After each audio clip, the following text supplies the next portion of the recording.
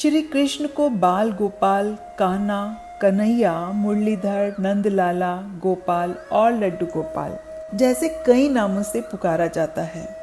इनका नाम लड्डू गोपाल कैसे पड़ा, इसके पीछे एक कहानी है, आइए सुनते हैं।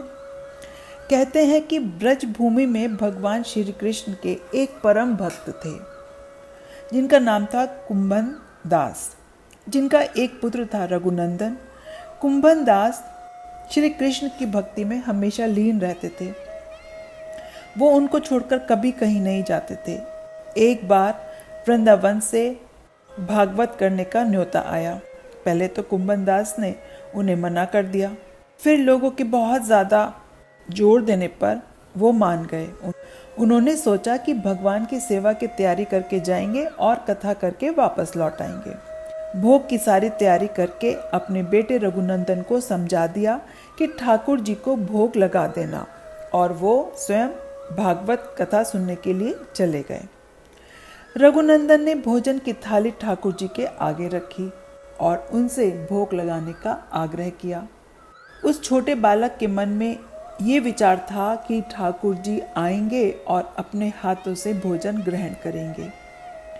बहुत देर इंतजार करने के बाद जब भोजन की थाली ऐसे ही रखी रही तो रघुनंदन जोर जोर से रोने लगा और उसने पुकारा कि ठाकुर जी आओ और भोग लगाओ।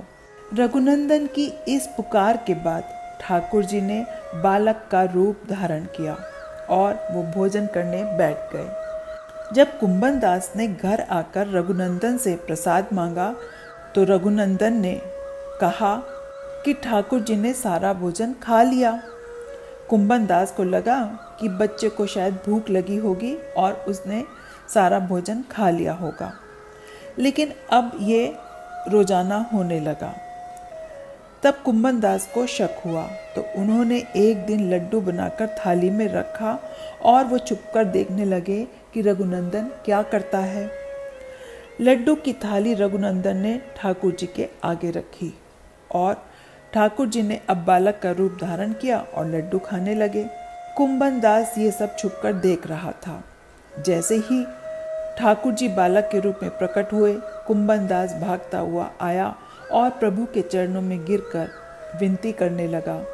उस समय लड्डू गोपाल के हाथ में लड्डू था और दूसरे हाथ का लड्डू मुंह में जाने ही वाला था, लेकिन इतने में वे जड़ हो गए। इसके बाद से ही उनके इस रूप की पूजा की जाती है और प्रभु को लड्डू गोपाल के नाम से जाना जाता है।